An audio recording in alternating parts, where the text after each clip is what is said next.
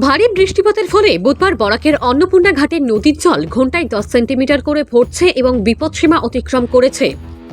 ভারী বৃষ্টিপাতের ফলে বরাকের অন্নপূর্ণা ঘাটের নদীর জল ঘন্টায় 10 সেন্টিমিটার করে ভরছে এবং বিপদসীমা রয়েছে 19.83।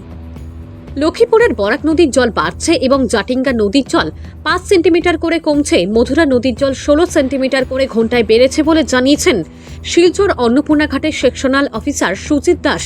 এদিকে শিলচর অন্নপূর্ণা ঘাটের জল বাড়ায় ঘাটের আশেপাশে থাকা লোকেরা ঘরবাড়ি ছেড়ে অন্যত্র আশ্রয় নিয়েছেন বলে জানা যায়। নদীর জল বাড়ায় অনেক লোক চিন্তিত হয়ে আছেন।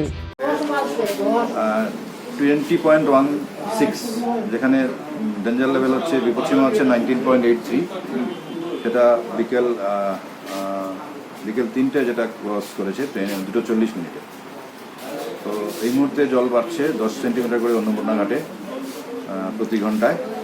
আর লক্ষ্মীপুরে যেটা হচ্ছে, লক্ষ্মীপুরে 2 থেকে 3টে বেড়েছে 35 সেন্টিমিটার, যেটা সকাল দিকে আরও বেশি ছিল, 70-60 এরকম ছিল ঘন্টায়। তার রেঞ্জ কমে আসছে। তো আশা করি আগামীকাল হয়তো অনেকটা ইমপ্রুভ হতে পারে, সম্ভাবনা আছে। আর বাকিগুলো নদীগুলো, ট্রিবিউটারিগুলো তো কমছে, চিরিতে কমছে, জাটিঙ্গাতে কমছে, মধুরাতেও রেঞ্জ। অন্নপূর্ণা ঘাটের জলটা অন্নপূর্ণা ঘাটে তো বললাম যে করে বাড়ছে ঘন্টায় প্রতি ঘন্টায় 10 সেন্টিমিটার। এখন 20.16 মিটারে আছে বিকেল 5টায়।